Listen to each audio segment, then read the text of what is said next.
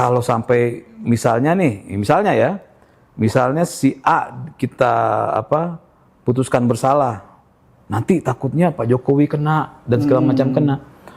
Nah itu kan sebenarnya adalah mereka menciptakan sesuatu karena mereka sudah dalam kondisi panik. Kalau semua pelaku yang di bawah yang harus bertanggung jawab adalah wali kota, gubernur atau bupati, maka ya semua kasus-kasus yang terjadi di Indonesia ini, kasus-kasus korupsi di Indonesia, yang dipenjara itu adalah para kepala daerah. Makanya saya bilang kita mau menantang, ada nggak satu saja ya apa pelanggaran hukum Gibran Rakabuming sebagai wakil presiden yang membuat dia bisa dimakzulkan? Nggak ada, sama sekali nggak ada. Tapi ini yang ramai di sosial media juga ini begini Bang, isu yang beredar bahwa peran dari wakil presiden Gibran ini mulai istilahnya diambil alih AHY, Agus Harimurti Yudhoyono. Jadi yang semakin show off. Terus ada juga netizen yang menyebut Pak Prabowo itu lebih percaya ke AHY ketimbang Gibran. Kita adu dengan yang lain. Mas AHY dengan Mas Gibran gitu kan. Dan ini akhirnya akan lewat begitu aja karena polanya sama, nggak ada yang baru dan gagal terus. Ya kan Mas AHY pimpinan partai politik besar di negara ini, ya. Mas Gibran wakil presiden. Mereka mau samakan bajunya Mas AHY dan Mas Gibran seolah-olah seperti baju mereka, ya nggak bisa. Sampai detik ini Pak Prabowo ya statementnya jelas bahwa semua menterinya bekerja dengan benar. Itu statement Pak Prabowo. Dan itu tentu mengecewakan beberapa pihak yang selama ini berharap untuk menjadi menteri. Pak Prabowo masih mengatakan bahwa ini adalah hasil karya Pak Jokowi. Ya, jadi mau bagaimanapun mereka membuat cerita horor ini, ya itu akhirnya hanya dinikmati oleh mereka sendiri gitu. Halo teman-teman, sahabat-sahabat dan kawan-kawan semua, kembali lagi bersama kami di program Persepsi. Saya Nugroho Habibi bersama juru bicara sekaligus Wakil Ketua Umum Partai Garda Republik Indonesia, Bang Teddy Gusnadi. Halo Bang. Yep. Pada kesempatan kali ini kami akan membahas tentang orang-orang Pak Jokowi yang tanda kutip sedang dalam pemeriksaan ini. Nah, baru-baru ini memang ada sejumlah kabar dan isu, tapi perlu kita pastikan ya. Cuman hanya saja ini sudah masuk radar begitu Bang. Bahwa yang pertama nih terkait dengan kasus korupsi perkara pengadaan laptop di Kemendikbudristek ini yang merugikan negara sekitar 9,9 triliun. Nah, salah satu orang kepercayaan Pak Jokowi pada waktu itu, ex Mendikbud Nadiem Makarim, ini diperiksa nih Bang. Nah, kira-kira bagaimana menurut Bang Teddy terkait pemeriksaan orang kepercayaan Pak Jokowi ini? Ya, makasih ya Mas Habibi. Jadi begini nih, orang tuh selalu mengatakan, wah ini menteri atau mantan menteri Pak Jokowi kan, ya terlibat begini dan begitu dan segala macam. Ini kan masih dalam tahap pemeriksaan ya, jadi belum tentu Pak Nadiem Makarim itu benar terlibat gitu kan. Dan nggak ada masalah mau dia mantan menterinya Pak Jokowi. Kita berpikir begini nih, sewaktu Pak Jokowi jadi presiden ya selama 10 tahun, beliau pemegang kekuasaan saat itu. Ada nggak menteri-menterinya yang akhirnya menjadi tersangka dan pidanakan? Banyak kan? Ada beberapa kan? Ketika dia berkuasa aja, beliau tidak mengambil langkah untuk mengambil mematahkan hukum di negara ini. Ya, membackingi. Beliau membiarkan hukum berjalan. Jadi ketika ada suara-suara bilang, wah nanti Pak Jokowi akan membantu mantan menterinya.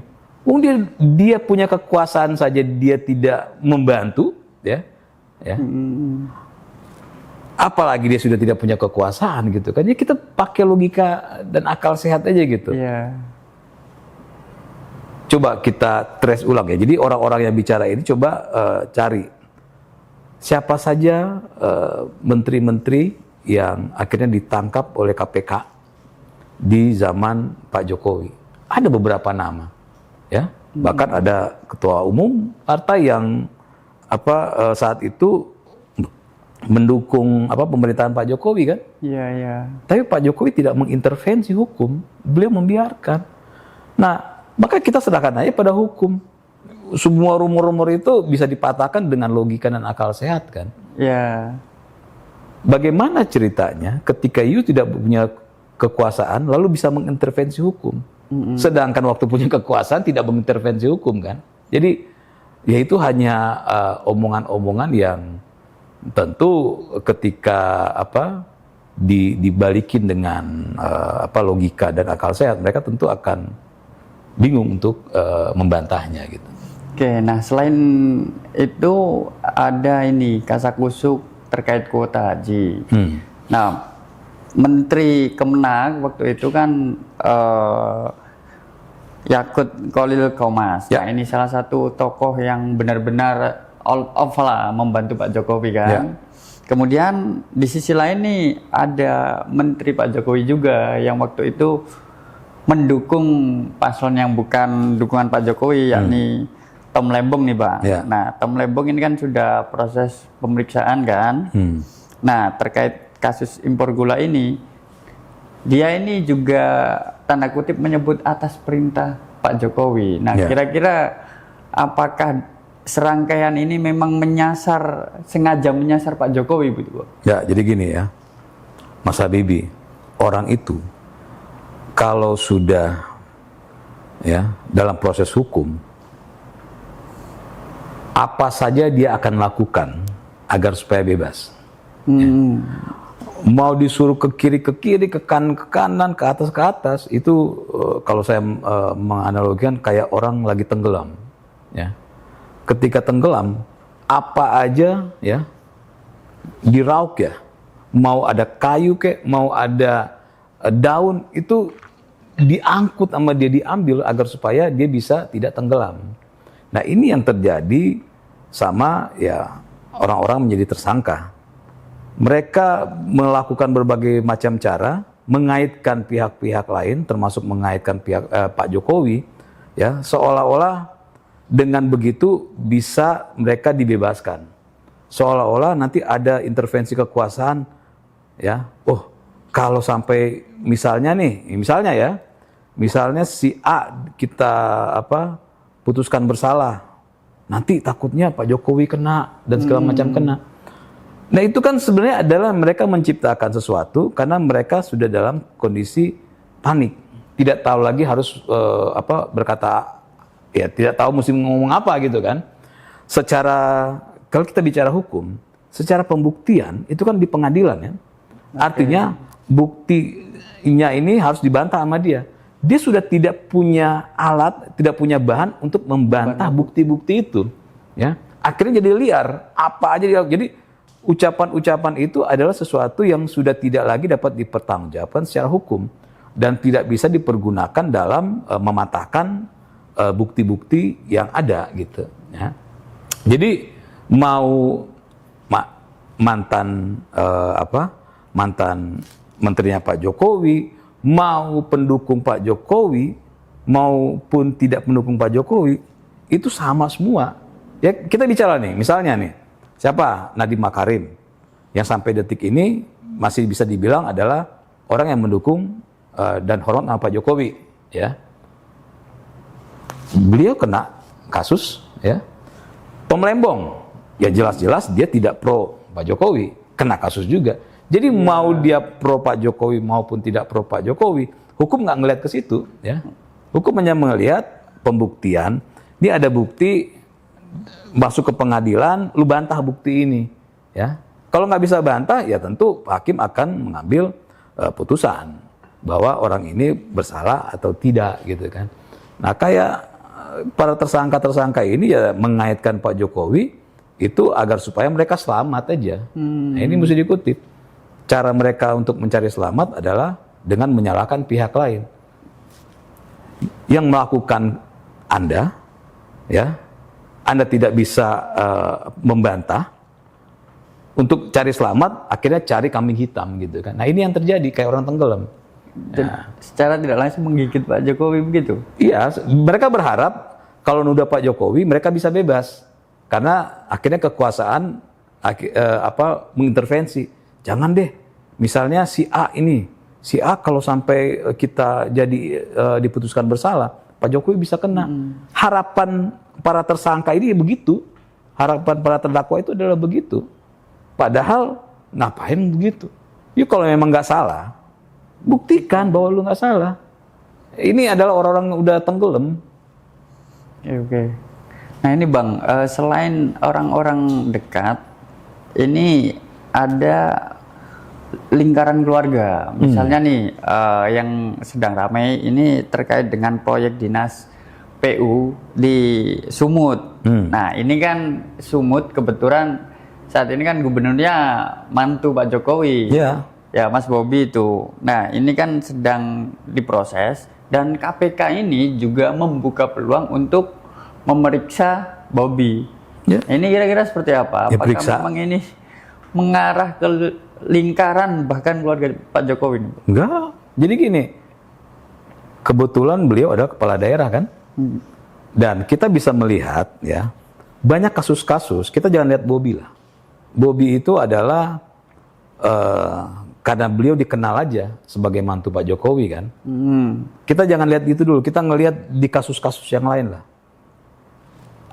Banyak orang yang akhirnya dihukum di penjara, ya, karena dia yang memang pelakunya, bukan wali kotanya, bukan gubernurnya, ya, bukan bupatinya. Kalau semua pelaku yang di bawah yang harus bertanggung jawab adalah wali kota, gubernur, atau bupati, maka ya semua kasus-kasus yang terjadi di Indonesia ini, kasus-kasus korupsi di Indonesia, yang di penjara itu adalah para kepala daerah. Hukum kan nggak ngeliat itu. Siapa yang melakukan, ya dia yang bertanggung jawab. Misalnya Pak Bobi nih, ya, dia sebagai gubernur dulu wali kota, ya. Ya. Mungkin kasusnya waktu wali kota ya. Atau yang terbaru nih, Gubernur. ya. Udah gubernur. Apakah ya kesalahan misalnya di sebuah institusi nih, ada proyek ya. Kita lihat ini ada sebuah proyek nih. Masa gubernur ikut-ikutan proyek? Enggak kan? Yang melaksanakan siapa? Teknisnya siapa? Ya dia yang diperiksa gitu, ya. Kalau hukum akhirnya yang salah adalah sebuah, misalnya ada di sebuah dinas PU nih, pelakunya A dan B, tapi karena gubernurnya Pak Bobi, maka yang harus bertanggung jawab dan bersalah Pak Bobi. Ya nggak begitu, nggak ada yang begitu. Makanya ini seperti yang saya sampaikan tadi, orang-orang ya yang bersalah, yang tidak mampu membuktikan sesuatu, ya, dari bukti-bukti yang ada, caranya mereka untuk selamat adalah yang paling instan yang menyalahkan orang yang Atasannya. yang punya nama lah ya, sehingga nanti mereka berharap bisa mempengaruhi putusan dari hakim. Itu adalah cara-cara orang-orang yang bersalah, dia tahu dia salah, tapi dia mau selamat, ya begitu caranya. Jadi sekali lagi ya saya bilang, lupakan Bobi karena beliau dikenal sebagai mantu Pak Jokowi, tapi lihat semua korupsi di daerah ya.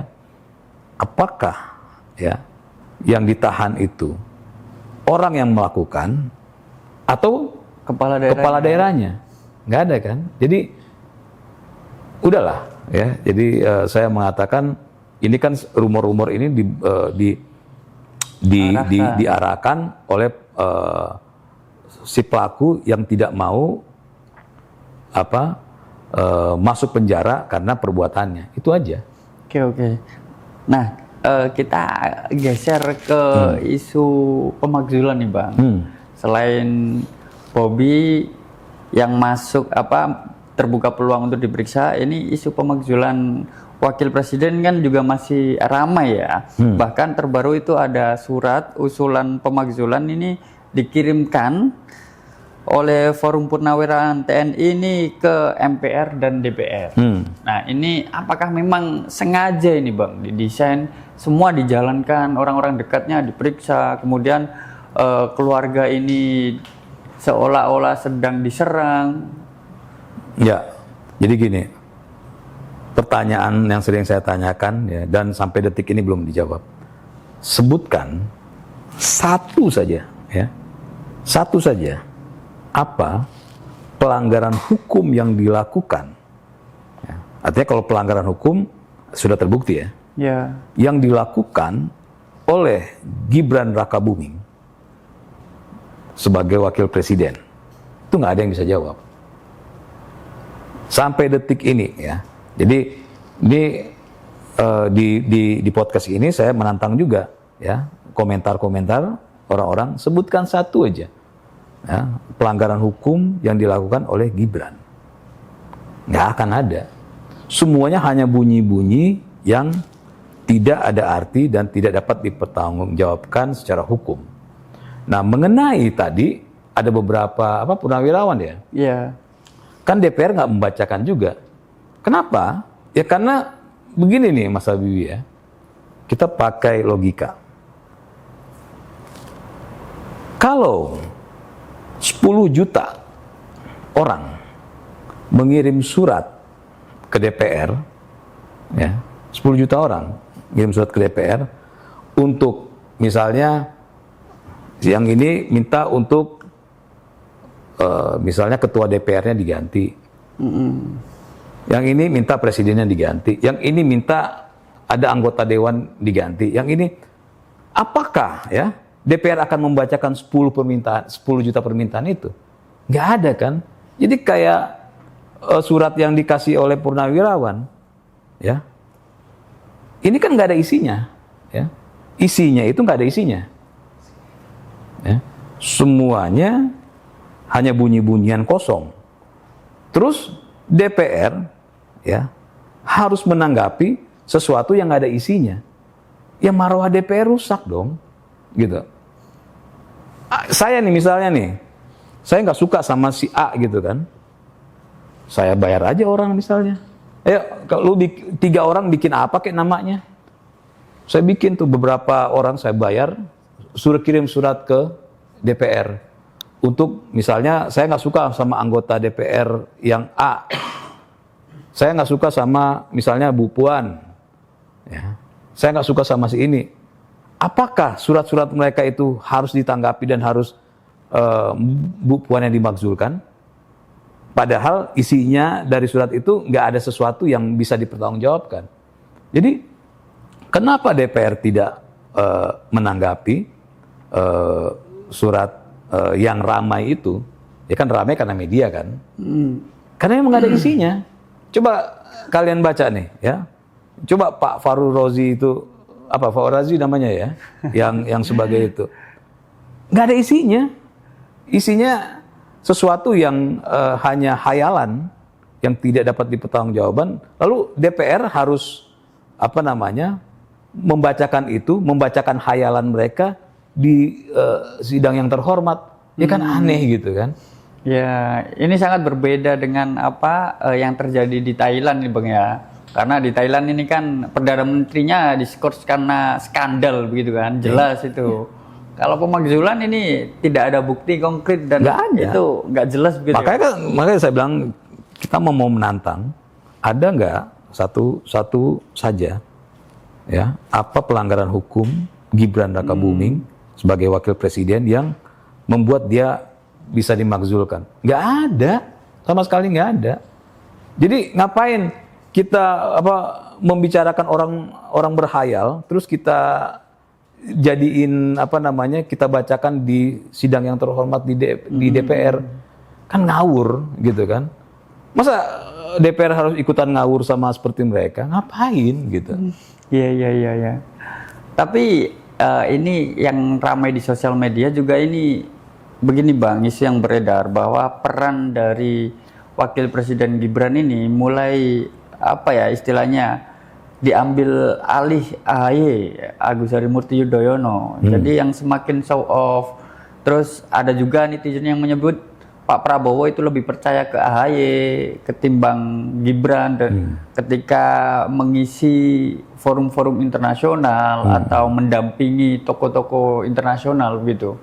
Kira-kira bagaimana nih Bang? Gini, ada sekumpulan orang-orang bodoh ya sedang membuat skenario bodoh ya. Dan mereka pikir apa yang mereka pikirkan itu sama dengan yang dipikirkan oleh AHY, Mas Gibran, Pak Prabowo. Ya enggak, gitu kan? Mereka mau berupaya. Ini kan tokoh-tokoh ini, pemain-pemain ini, orang politisi ini, lalu sama mau diadu domba, ya, dengan orang-orang yang tidak punya kemampuan baik politik maupun kemampuan IQ-nya, gitu kan? Seolah-olah bisa mengadu domba AHY, bisa mengadu domba Mas Gibran. Kan selama ini mereka lakukan mengadu domba misalnya Pak Prabowo dan Pak Jokowi, ya kan, nggak berhasil, gitu kan? Karena Pak Jokowi dan Pak Prabowo nggak sebodoh mereka, gitu. Lalu mereka masih tetap mau berupaya bagaimana supaya Pak Prabowo dengan Mas Gibran nggak harmonis, gitu kan? Nggak berhasil lagi cara bodoh ini. Dan bodohnya mereka mengulang cara-cara yang nggak berhasil ini. Wah, nggak bisa. Berarti coba kita adu dengan yang lain. Mas AHY dengan Mas Gibran, gitu kan? Dan ini akhirnya akan lewat begitu aja karena polanya sama, nggak ada yang baru dan gagal terus. Ya. Jadi bunyi-bunyian ini kan hanya ramai misalnya di media sosial, terus ada orang-orang yang dipanggil ke media untuk membicarakan hal bodoh ini, gitu kan. Bagi media nggak masalah, saya manggil orang-orang bodoh ini untuk mempertontonkan kebodohan, yang penting ramai dan ditonton orang. Bagi media itu menghasilkan uang, kan? Ya, tujuannya biar ramai dulu. Ya, ramai dan menghasilkan uang. Jadi kan kalau kita bicara media, ya, apa sih? Kita mau ini rame, jangan hanya menjual yang lurus-lurus saja, pasti menjual yang negatif, kan? Dan gimmick-gimmick. Dan gimmick-gimmick. Nah, jadi media butuh mempertontonkan orang-orang bodoh, ya, di media.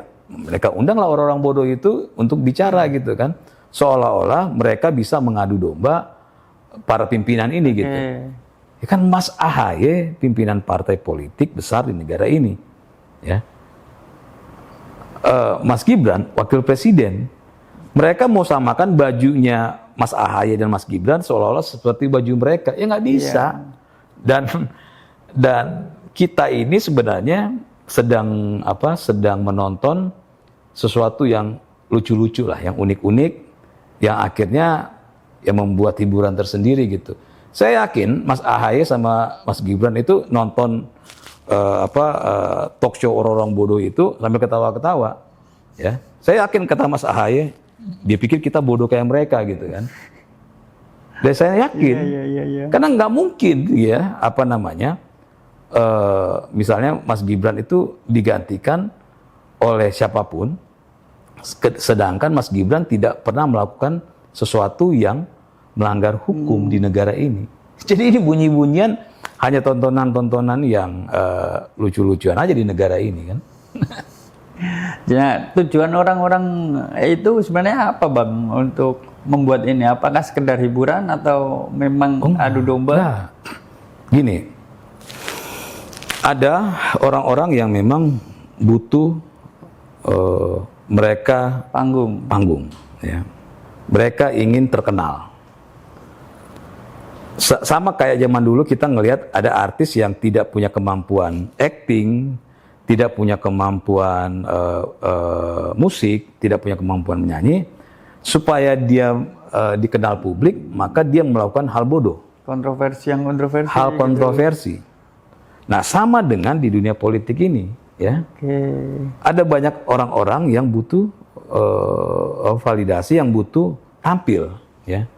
Maka mereka harus melakukan sesuatu yang bodoh agar bisa tampil. Media mengangkat mereka karena mereka bodoh. Ini kita fair-fairan ya. Media mengangkat karena mereka, wah ini ada orang bodoh baru nih, ya. Yang bicaranya nuding sana nuding sini, kita kasih panggung supaya banyak penonton. Oke.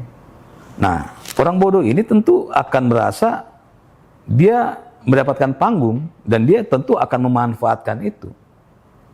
Ya seperti yang saya bilang sebelum-sebelumnya, ending-endingnya apa? Uang, mereka butuh uang. Kenapa? Orang-orang yang punya pekerjaan, ya, yang sibuk dengan pekerjaannya, nggak mungkin melakukan hal bodoh itu. Nggak akan ngurusin, nggak ada waktu gitu kan.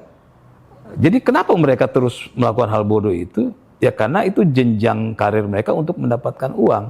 Dengan dapat panggung, mereka diundang sana-sini, siapa tahu bisa jadi tokoh kan. Jadi ini sebenarnya saling menguntungkan nih ya. Media butuh orang itu supaya bisa ada tayangan, orang itu butuh media supaya dia bisa tampil, ya. Dan ini bukan hal baru, karena dari zaman dulu juga begitu, ya. Ya saya bilang tadi, kayak artis tadi gitu kan, untuk tampil dia harus melakukan hal bodoh. Dia tahu itu bodoh, dia tahu, tapi dia butuh kebodohan itu supaya dia bisa tampil. Nah, yang kita tonton ini adalah orang-orang bodoh yang tidak punya kemampuan, tapi ingin tampil, ingin terkenal. Ya kita nikmati aja lah ini gitu.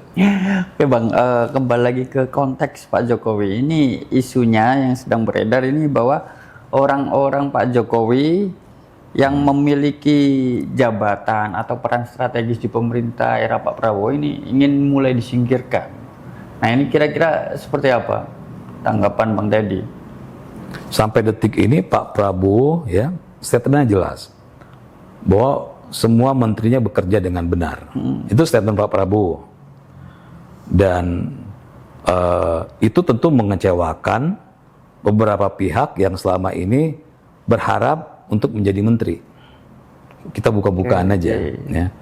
Jadi ada orang-orang, tokoh-tokoh yang terus merusak atau menyalahkan menteri A, menteri B dan C, ya, supaya mereka tampil dan akhirnya menjadi pengganti dari menteri itu. Reshuffle ya, gitu kan. Tentu pernyataan Pak Prabowo ini mengecewakan mereka, gitu kan. Ternyata Pak Prabowo melihat bahwa menteri-menterinya masih on the track. Jadi nggak bicara lagi, Pak Prabowo nggak bicara lagi ini pernah jadi menterinya Pak Jokowi, nggak ada lagi. Dan terbaru aja sekarang Pak Prabowo masih mengatakan bahwa ini adalah hasil karya Pak Jokowi. Ya, jadi mau bagaimanapun mereka membuat cerita horor ini, ya itu akhirnya hanya dinikmati oleh mereka sendiri gitu. Jadi mereka yang bikin sendiri, mereka yang heboh sendiri, mereka yang ngamuk-ngamuk sendiri, dan mereka yang menikmati sendiri gitu kan. Ya kan sakit kan ini. Ya. Mereka menciptakan sebuah cerita horor yang tidak nyambung dengan kenyataan di lapangan. Faktanya menteri-menteri yang pernah ada di Pak Jokowi saat ini malah lagi bagus-bagusnya dan Pak Prabowo memuji mereka. Lalu di mana ceritanya mereka mau dilengserkan gitu kan? Artinya ini kan diciptakan supaya Pak Prabowo terpengaruh dan akhirnya mereshuffle. Ya kan Pak Prabowo nggak sebodoh mereka gitu. Iya, sampai detik ini juga nggak ada reshuffle. Nggak ada. Itulah saya bilang. Jadi bunyi-bunyian ini memang diciptakan, ya, diciptakan dan ada uangnya. macam-macam. Seperti yang contoh saya bilang tadi, ada kepentingan untuk tampil. Ada juga memang diciptakan oleh orang-orang yang ingin jadi menteri, gitu kan? Iya. Orang-orang ingin jadi menteri, dia bayar pihak-pihak yang menyuarakan hal itu agar supaya lamaran dia untuk menjadi menteri diterima, gitu kan? Nah, Udahlah, ini udah permainan semua lah. terkait peran ini kan ramai juga di media bahwa Erick Thohir dulu kan era Pak Jokowi itu selalu menjadi salah satu penentu untuk anak cucu komisaris direksi BUMN ya Bang. Nah sekarang itu perannya mulai di downgrade, diambil alih Danantara lah istilahnya. Bahkan meskipun saat ini masih menjabat Menteri BUMN, tapi perannya untuk mengatur BUMN ini mulai hilang Bang. Itu kan kata mereka kan? Iya. Itu kan kata mereka. Faktanya sampai detik ini Pak Erick Thohir masih sibuk dengan urusan BUMN-nya, Danantara juga masih sibuk, dan setiap pemerintahan itu kan punya cara masing-masing ya untuk mengelola badan usaha negara ini. Nah, pola yang dibangun oleh Pak Prabowo pola yang dibangun oleh Pak Jokowi dikuatkan oleh Pak Prabowo. Artinya Pak Erick Thohir BUMN-nya dengan Danantara ini kan bersinergi nih. Mereka tuh nggak ada masalah gitu semuanya gitu. Cuma kan yang bermasalah ini orang-orang yang ini kan yang mengatakan itu kan seolah-olah terjadi sesuatu. Jadi ya itu balik-balik lagi, mereka itu menciptakan sesuatu yang nggak pernah ada. Seolah Pak Erick Thohir digergaji dan segala macam. Pak Erick Thohir makin sibuk ya. Bagaimana ceritanya digergaji gitu. Itulah apa yang mereka asumsikan dengan kenyataannya memang tidak sama, dan itu tentu sangat mengecewakan mereka gitu.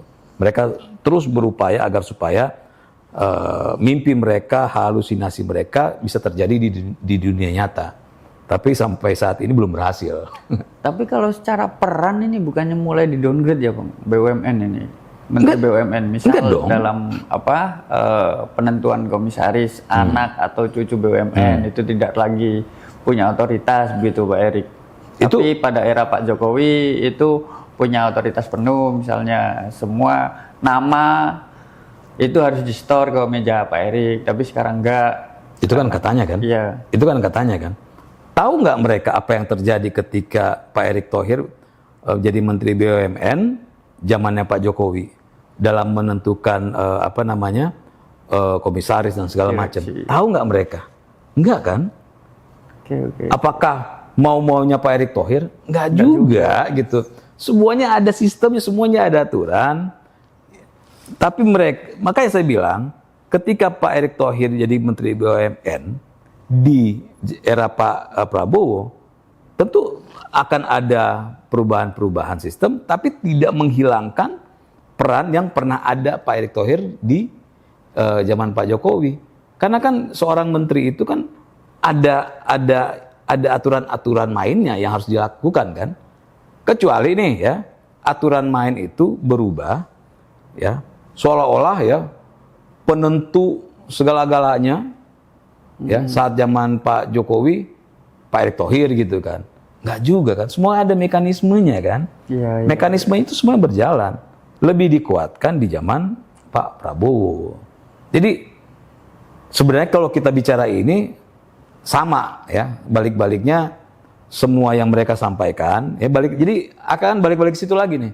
Apa yang mereka sampaikan itu tidak sesuai dengan kenyataan.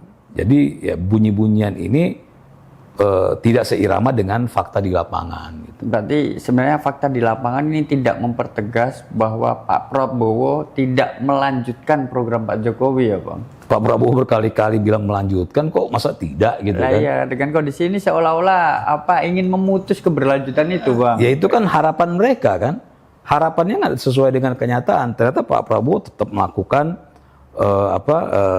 meneruskan kerja-kerjanya Pak Jokowi kan? Tentu tidak semuanya kerja Pak Jokowi 100% diambil, tentu harus ada peningkatan. Yeah. Kan memang begitu. Misalnya dari zaman Presiden SBY, ya kebijakannya ditingkatkan di zaman Pak Jokowi. Begitupun Pak Jokowi ke Pak Prabowo, gitu kan. itu sesuatu yang biasa, ya, di perusahaanku juga begitu. Jadi nggak ada masalah.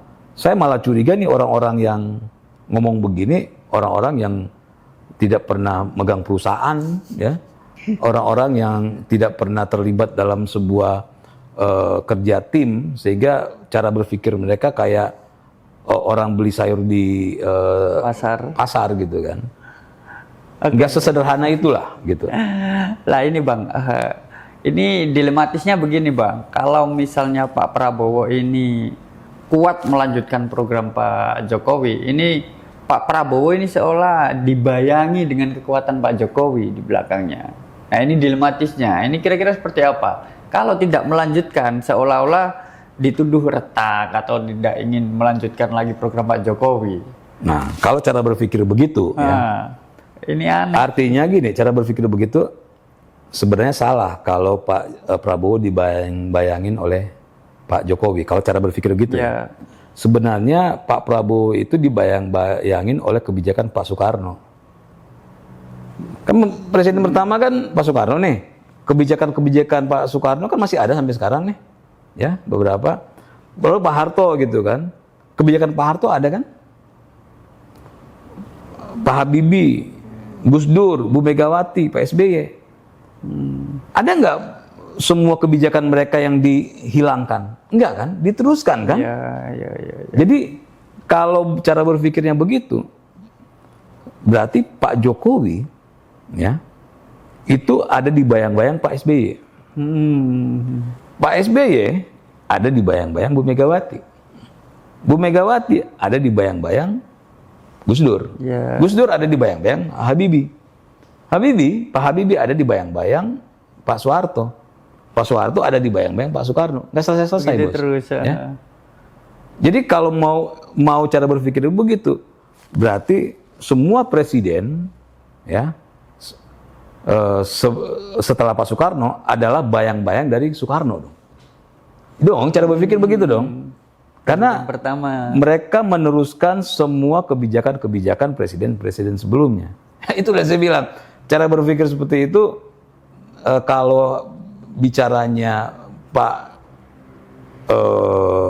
Prabowo dibayang-bayang Pak Jokowi salah, ya, bisa jadi Pak Prabowo dibayang-bayang Pak SBY. Ya kan? Ngerti nggak pemikirannya? Kita harus mengerti bahwa di Indonesia ini presiden kita udah banyak, bukan baru Pak Jokowi dan Pak Prabowo kan?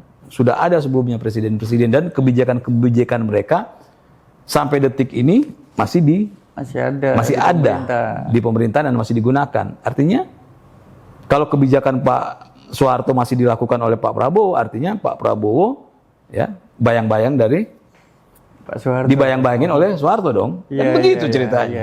Jadi cara berpikirnya nggak pinter. Oke. Itu sih. Nah berarti ini mempertegas saja sih Bang. Berarti orang-orang yang ingin merenggangkan hubungan Pak Prabowo dengan Pak Jokowi ini tidak berhasil sampai detik ini. Sampai detik ini nggak berhasil. Dulu, ya kan saya bilang dulu, ketika masih menjadi calon presiden, Pak Prabowo mau dipecah dengan Pak Jokowi, ya, nggak berhasil. Pak Prabowo jadi presiden, mau coba lagi dipecah, nggak berhasil. Akhirnya wakil presiden mau dipecah sama presiden, nggak berhasil. Ya, nanti kan sekarang kan Pak wakil presiden mau dipecah sama AHY, nanti nggak berhasil. Ada lagi tokoh yang mau dipecah gitu kan. Jadi nggak selesai-selesai. Jadi ya kita anggap itu sebagai lucu-lucuan saja ya, karena mereka nggak pernah berhasil membuat kejahatan di negara ini. Itu kan bagian dari kejahatan ya, yang mereka. Jadi para penjahat ini tidak pernah berhasil menjalankan kejahatannya di negara ini. Nah, itu yang paling tepat ya, para penjahat tidak bisa melakukan kejahatan di negara ini. Oke, mungkin itu perbincangan kita terkait dengan seolah-olah orang-orang Pak Jokowi ingin disingkirkan. Jangan lupa ya, terus ikuti perbincangan kami di program Persepsi di channel Partai Garda Republik Indonesia. Bila ada komentar, bila ada masukan bisa berkomentar, tapi jangan lupa like and subscribe. Salam.